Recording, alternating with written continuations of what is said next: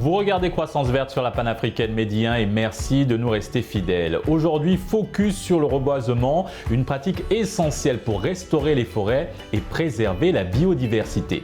Au Sénégal, de nombreuses initiatives et campagnes de reboisement émergent. L'équipe de Croissance Verte a suivi l'une d'elles, menée par les forces de défense et de sécurité à Popenguine. Le compte-rendu de cette journée de reboisement dans un instant à travers notre reportage et pour en savoir davantage sur les bénéfices et les impacts positifs de cette pratique, nous sommes avec Djibignan, directeur exécutif de la section sénégalaise de l'ONG Jeunes Volontaires pour l'Environnement, JVE Sénégal. C'est un plaisir de vous revoir sur notre plateau. Tout le plaisir est pour moi.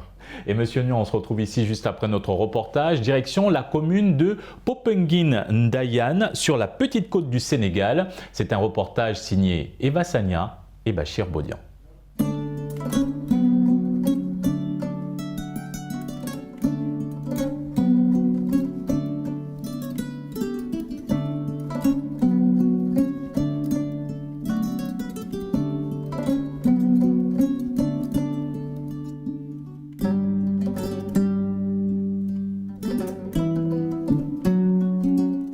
Un sanctuaire vert pour des forces de défense et de sécurité.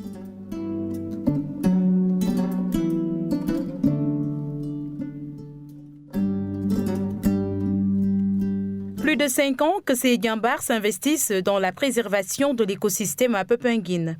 C'est dans le cadre de leur grande rencontre religieuse annuelle. L'activité se perpétue dans cette partie de la petite côte. Il y a de l'ambiance parce qu'il faut innover. Vous savez, nous, pourquoi cette activité de reboisement, c'est parti d'un constat que la nature est en train de se dégrader dangereusement à Popenguine. Et nous nous sommes dit, nous en tant que militaires, avec toutes les forces, nous avons le devoir quand même de tenter de reverdir Popenguine. Et c'est pourquoi cette activité, nous insistons et nous sommes en train de tout faire pour la maintenir. Aujourd'hui, nous avons des arbres plantés il y a 7 ans, ont commencé à sortir de terre, à bien pousser. Après une prise de contact avec les pèlerins, nous assistons à un cours magistral sur les techniques de plantation. Le nom scientifique, Duranta repens. Ceux qui sont dans le groupe, je pense qu'ils ont vu la plante. Elle est très belle, c'est une plante ornementale.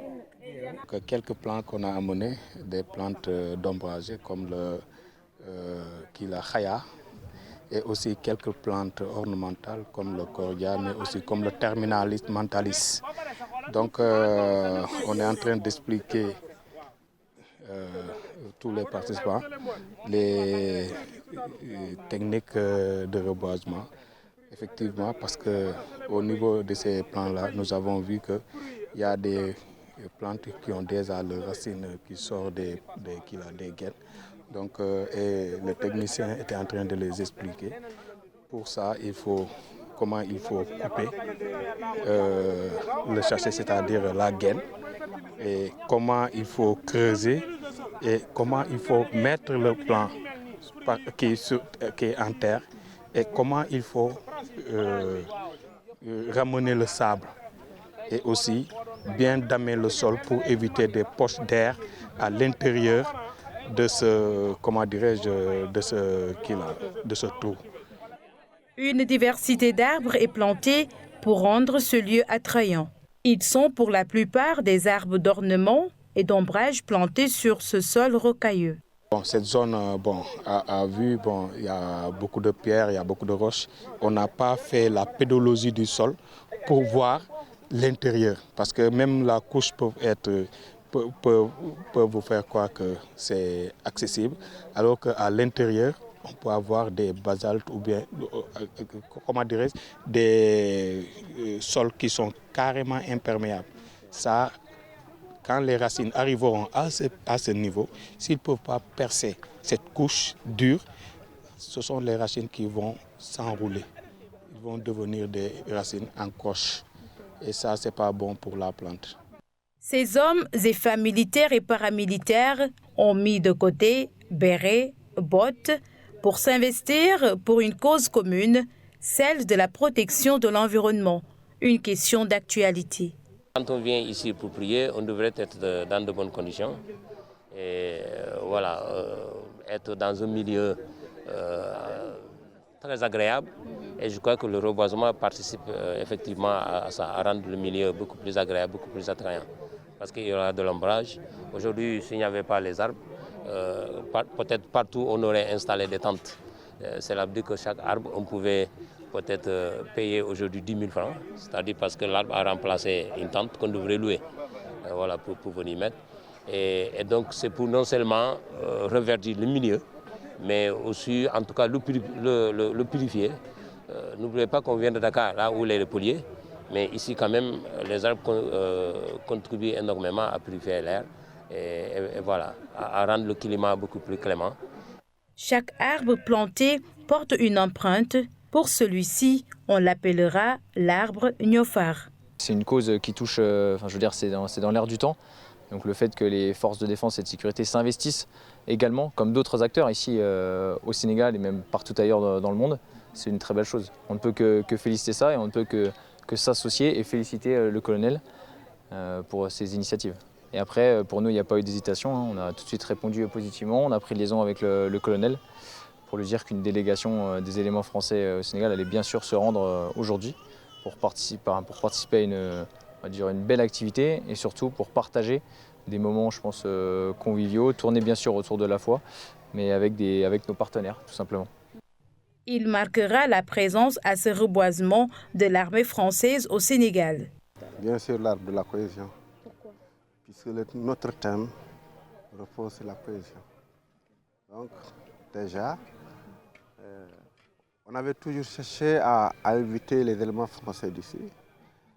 Et quand ils m'ont répondu de façon positive, j'étais vraiment ému, très content. Parce que ça va ensemble avec notre thème. Donc, j'espère bien que ce ne sera pas une première, ça va être une continuité. Donc, c'est vraiment un grand honneur aujourd'hui de pouvoir participer à l'œuvre de Dieu. Parce que la nature, elle est créée par Dieu. Donc, celui qui entretient la nature, entretient également les œuvres de Dieu. Dans le même dynamisme, l'arbre de la cohésion est également planté.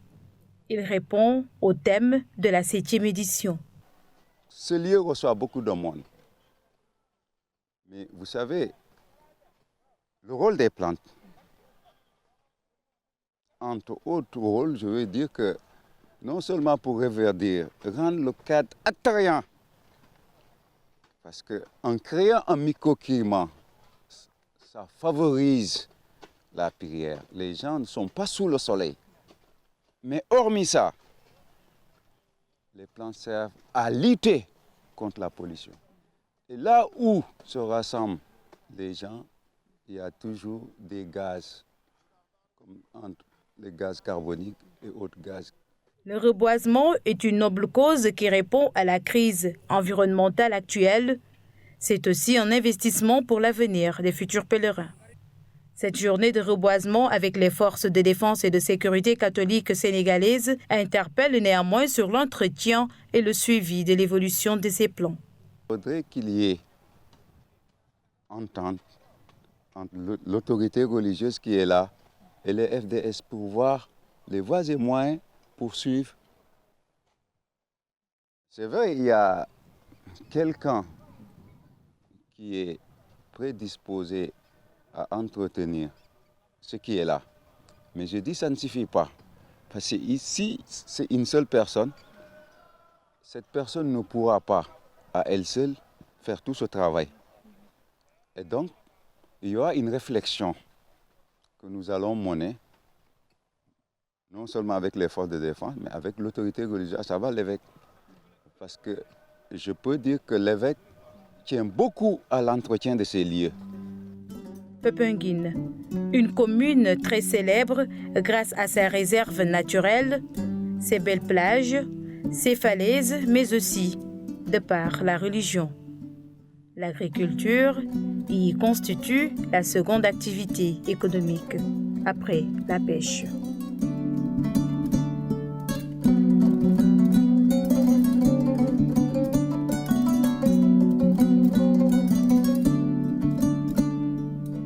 De retour sur le plateau de Croissance Verte et nous sommes avec Djiby Niang, directeur exécutif de la section sénégalaise de l'ONG JVE Sénégal. Tout d'abord, quel regard portez-vous sur cette initiative des forces de défense et de sécurité?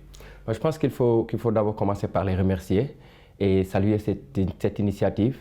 Et je pense que c'est des gens qui n'en sont pas à leur premier coup. Ils font beaucoup de reboisement partout.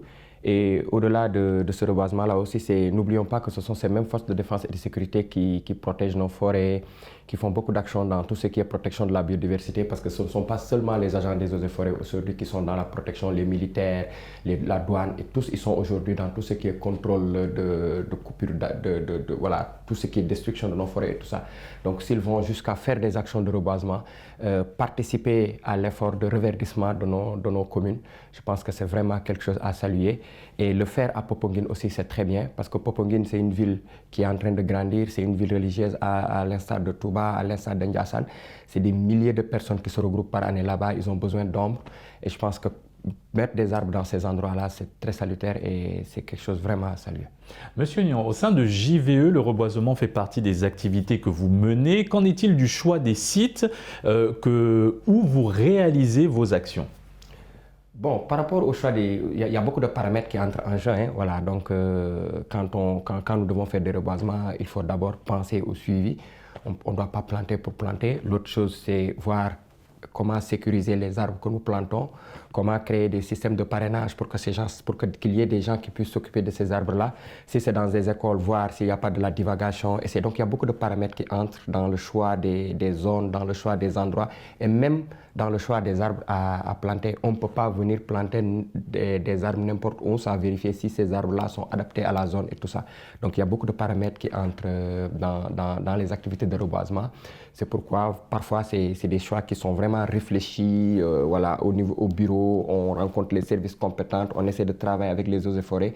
Et c'est tout ça qu'il faut après pour dire que voilà, dans ce site-là, on doit planter tel type d'arbre.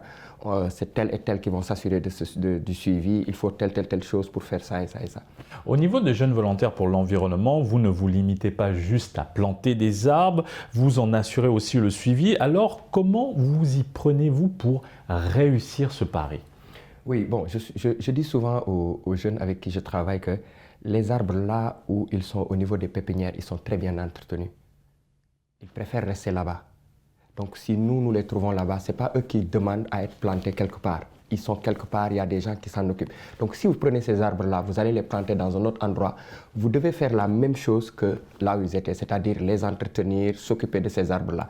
Donc quand on prend des arbres à la pépinière, qu'on l'achète ou qu'on nous donne ces arbres-là, il faut qu'on sache que des gens ont fait des efforts pour que ces arbres-là puissent grandir. Et si on plante ces arbres-là aussi, nous devons faire des efforts pour que ces arbres-là puissent grandir. Parce que l'idée derrière, c'est de pouvoir capter du carbone. Donc on ne plante pas juste parce qu'on est en train de faire des reboisements, mais on plante pour que ces arbres-là puissent grandir et pour que ces arbres-là puissent jouer un rôle dans tout ce qui est réduction de tout ce qui est gaz à effet de serre et tout ça. Parce que ça, c'est un des rôles des arbres. Donc c'est pourquoi nous sommes très pointus sur tout ce qui est suivi. Avant même de planter, nous essayons d'abord de voir comment va se passer le suivi, qui va s'assurer de ce suivi-là et comment ça va se faire. Est-ce que c'est durable, est-ce que c'est pas durable? Parce que pour nous, c'est l'élément le plus important quand on parle de reboisement. Et qu'en est-il de la mobilisation lors de ce genre d'action de terrain et de l'apport des bénévoles? Oui, en fait, déjà, il faut mobiliser dans les communes où on reboise. Nous travaillons dans tout le Sénégal. Nous ne pouvons pas aller dans n'importe quelle zone, reboiser nous-mêmes et rentrer. Donc il faut qu'il y ait de l'appropriation, il faut impliquer les populations locales. D'ailleurs, c'est pourquoi j'ai beaucoup aimé, parce que j'ai vu Sœur Marie-Thérèse de Popenguine qui est là. Les FDS sont venus, mais il y a Sœur Marie-Thérèse qui est en train de les conduire. C'est le moment de saluer, parce que c'est une dame qui est très très engagée dans tout ce qui est environnement. Nous travaillons aussi à Popenguine, nous avons eu à soutenir Popenguine. Et c'est ça. Donc il y a déjà de l'appropriation. L'ensemble des arbres qui vont être plantés, il y aura de l'appropriation, soit de la jeunesse et autres. Donc c'est pourquoi à chaque fois, il faut chercher à avoir des associations sur place, il faut chercher à avoir des organisations ou bien des groupements de femmes, des écoles qui après vont suivre les actions et c'est ce qui assure la durabilité de ces reboisements-là. Et quels sont les principaux défis rencontrés lors de la mise en œuvre de ces campagnes de reboisement? Il y a beaucoup de défis. Donc déjà, la plupart des Sénégalais ne savent pas reboiser, ça c'est un problème. Et bon, parce que souvent, ils viennent, ils plantent comme ça sans oublier qu'il faut enlever les sachets et autres. Donc souvent, avant même de faire le reboisement, il faut leur montrer comment faire. L'autre défi, c'est la plupart des populations aussi, ils reboisent juste, et des associations, tout le monde, on reboise pour reboiser, faire planter l'arbre, faire un selfie, crack, c'est joli, on poste sur Instagram, sur Facebook, et puis c'est fini. Alors qu'aujourd'hui, une ville comme Dakar, il y a des milliers et des milliers d'arbres qui ont été plantés. Donc, où sont passés ces arbres-là? Est-ce qu'il y a eu des suivis? Donc, tout ça, c'est des défis. Il faut expliquer aux gens que l'exercice que vous êtes en train de faire, ce n'est pas pour le buzz, mais c'est pour contribuer à des actions de réduction de la chaleur, par exemple, qui est en train de nous tuer aujourd'hui. S'il y a les villes où il y a énormément d'arbres, ça ne fait pas chaud comme ça fait chaud à Dakar. Donc voilà, donc c'est un peu ça. Il faut que les populations comprennent que l'action de reboisement, c'est une action qui contribue à quelque chose de très bénéfique pour les populations. En parlant des populations, comment intensifier aujourd'hui la sensibilisation du public à l'importance de cette pratique et encourager la participation communautaire? Je pense qu'il faut augmenter ces genres d'actions-là, comme cette émission-là qu'on est en train de faire. Il faut essayer de voir les FDS, ce qu'ils ont fait, comment d'autres peuvent le faire. Et il faut faire comprendre aussi à la population, à travers des actions de communication, l'importance de l'arbre dans leur vie. Aujourd'hui, l'importance de l'arbre au niveau des communautés, pour la terre d'abord, à travers tout ce qui est réduction de gaz à effet de serre et tout ça. Mais aujourd'hui, l'arbre nous soigne, l'arbre nous nourrit.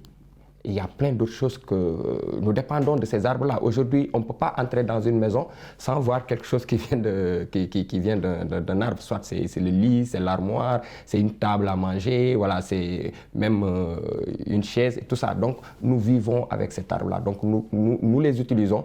Nous devons aussi contribuer voilà, nous devons contribuer à... Nous devons les préserver et planter plus d'arbres pour les générations à venir, parce que nous aussi, on a utilisé des arbres que d'autres générations avaient plantés avant nous.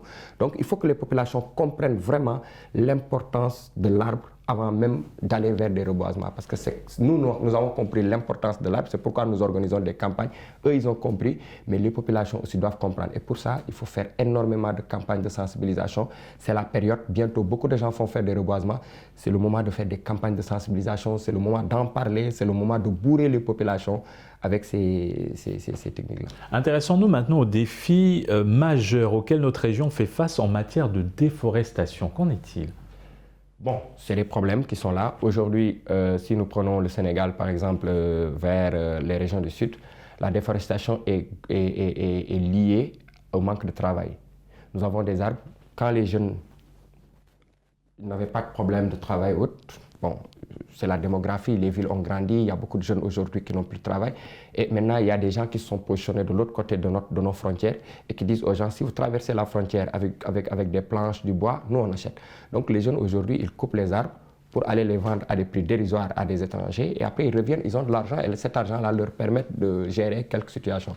Maintenant, il faut essayer d'accompagner ces communes-là où il y a des forêts, à créer des comités de veille et essayer de trouver aussi du travail pour les jeunes. Sinon, la déforestation aujourd'hui, c'est en partie lié à cette surexploitation-là du bois par des étrangers qui l'amènent dans d'autres pays, voilà, pour faire autre chose. Et c'est ça le problème. En parlant de création d'emplois, comment le reboisement peut-il contribuer à cela, à créer des emplois durables pour les jeunes et les communautés locales? Vous savez, aujourd'hui, on parle beaucoup d'agroforesterie. Aujourd'hui, l'agroforesterie, c'est des formes d'emploi, c'est des formes d'emploi vert aujourd'hui à travers de la protection des forêts. Il y a beaucoup de ressources naturelles dans nos forêts. Donc, les services compétents peuvent travailler avec les jeunes à travers la production de fruits. Aujourd'hui, par exemple, vous voyez le mad, c'est des fruits sauvages. Les fruits sauvages sont beaucoup utilisés au Sénégal. Comment, dans ces régions-là où il y a un fort potentiel de ces fruits-là, comment créer et aller vers la transformation, comment créer la valeur, une valeur, voilà, et tout ça, comment travailler dans la commercialisation, comment impliquer plus les jeunes et comment doter ces jeunes-là de technicité, comment les doter de matériel pour pouvoir exploiter ça, pour pouvoir aller vers la transformation et avoir un travail décent à travers l'exploitation décente de la forêt. Donc la forêt peut être exploitée, les jeunes peuvent trouver leur compte dans les forêts, tout en ne coupant pas les arbres, parce qu'il y a beaucoup de ressources dans nos forêts, mais tout ça doit être contrôlé. Mais s'il n'y a pas beaucoup de contrôle, les gens ne peuvent pas aller au fin des choses pour comprendre que ça et ça, si je le mets ensemble, je peux avoir ce travail-là. Tout ce qui va venir dans leur tête, c'est qu'il y a quelqu'un qui est là, qui me propose 300 000 francs par tronc, donc je dois tout faire pour couper des troncs. Mais il y a plein de choses, il y a plein de potentialités que nous avons dans nos forêts, que nous devons pouvoir expliquer, mais ces jeunes ont besoin d'être formés et encadrés pour comprendre ça. D'où l'importance également de la sensibilisation.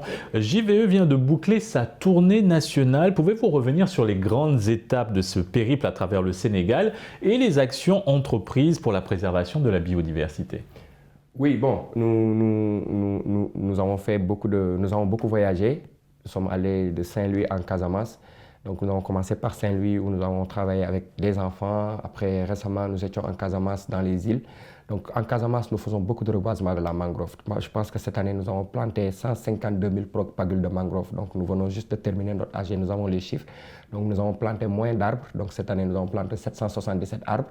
Mais 777 parce que nous plantons des arbres dans des endroits sécurisés et nous nous occupons de ces arbres-là. Aujourd'hui, si quelqu'un nous demande où sont ces arbres, on peut les amener jusqu'aux endroits où on a planté ces arbres. Nous ne sommes plus dans le reboisement de masse, de venir dire on a planté 1 million d'arbres, 2 millions d'arbres. Et si on demande où sont ces arbres, on ne peut pas les montrer. Donc nous sommes dans vraiment le concret. Mieux vaut planter 2 arbres qui grandissent que de dire qu'on a planté 100 arbres et que tous ces 100 arbres-là sont morts. Donc nous sommes dans ça et à chaque fois, quand on fait ces tournées, c'est pour aller faire le suivi. On a planté à Saint-Louis, on a planté ici, on a planté là-bas. Qu'en est-il de ces arbres? On retourne voir s'il y a des problèmes, s'il y a des arbres morts, comment donner encore des arbres. Qui a vraiment suivi ces arbres, créer des compétitions, créer des concours, donner des cadeaux aux gens et aussi sensibiliser aussi les populations. Aujourd'hui en Casamance, on a fait beaucoup de sensibilisation sur tout ce qui tourne autour de la mangrove, des ressources qu'il y a dans la mangrove. Et là même, nous sommes en train de travailler avec aujourd'hui les apiculteurs de mangrove, ceux qui produisent les miels de mangrove. Et ces gens-là aujourd'hui, au-delà même de produire du miel, ils protègent aussi la mangrove. Et aussi au niveau des femmes, elles coupaient les branches de la mangrove pour retirer les huîtres. Aujourd'hui, nous allons leur installer des champs d'huîtres, des unités de production d'huîtres et elles n'auront plus besoin d'aller couper les racines des mangroves. Tout ça, c'est des actions que nous faisons, c'est des technologies que nous montrons aux populations et c'est beaucoup de sensibilisation aussi que nous faisons pour leur montrer que nous avons besoin de protéger la biodiversité. Le Sénégal, il y a la partie nord qui est vraiment très aride et sec. Il y a la partie sud qui est très verte. Il faut préserver cette verdure-là au sud, mais il faut renforcer le nord et c'est ça que nous sommes en train de mettre dans la tête des jeunes, des femmes et des enfants. Que retenez-vous de ce périple en tant que responsable de JVE, mais surtout à travers ce partage d'expériences et cette grande aventure humaine? Je vois que les populations sénégalaises sont très conscientes de la situation. Je vois qu'aussi il y a beaucoup de gens, elles essaient. Peut-être qu'elles n'ont pas toutes les connaissances, mais elles sont en train d'essayer. Partout où vous allez au Sénégal, vous allez trouver que les populations ont adopté des techniques endogènes, durables ou pas durables, mais elles sont en train d'essayer de faire des choses. Dans toutes les villes du Sénégal, il y a des associations. Nous avons profité de ces périples et de quelques partenariats qu'on a avec d'autres bailleurs pour même faire la cartographie de l'ensemble des organisations de la société civile du Sénégal. Et nous voyons que partout au Sénégal, il y a des associations qui travaillent sur l'environnement et nous sommes très contents de ça. Et voir aussi les populations qui essaient, même s'ils n'ont pas les techniques, ça aussi c'est bien. Donc de plus en plus, il y a cette conscience qui est en train de grandir autour de la protection de l'environnement. Maintenant, il faut vraiment que l'État accompagne ces dynamiques-là et autres. Maintenant, nous voyons aussi cette grande disparité. Je vais terminer par ça. Le Sénégal, il y a le Sénégal où il y a l'électricité, il y a le Sénégal où il y a tout, mais il y a l'autre Sénégal aussi où ça manque tout. Donc il faut créer cette équité-là. Et ça, c'est des plaidoyers forts que nous voulons porter dans les années à venir pour que vraiment qu'il y ait cette équité-là dans la gestion de la biodiversité au niveau du Sénégal. Avant de nous quitter, parlons des campagnes de reboisement sur Dakar. Il y en a eu beaucoup, mais l'on se plaint toujours que la capitale sénégalaise n'est pas assez verte. Qu'est-ce qui justifie ce contraste selon vous? Bon, j'ai l'habitude de dire que Dakar, c'est des reboisements selfie. C'est des reboisements de buzz, c'est des reboisements TikTok, c'est des reboisements des réseaux sociaux. Récemment, je posais la question à quelqu'un, je lui disais qu'il y a plus d'arbres plantés à Dakar que dans toute autre région du Sénégal. Mais où sont ces arbres? C'est parce que la plupart des associations qui plantent des arbres à Dakar plantent des arbres parce qu'ils veulent juste planter des arbres, parce que c'est la période de planter des arbres. Tout le monde parle de plantation des arbres. Bientôt, vous allez voir, tout le monde va trouver son petit coin pour planter des arbres. Mais on plante, mais on ne suit pas. La corniche de Guédiawaye, combien d'associations ont planté des arbres là-bas? Où sont ces arbres?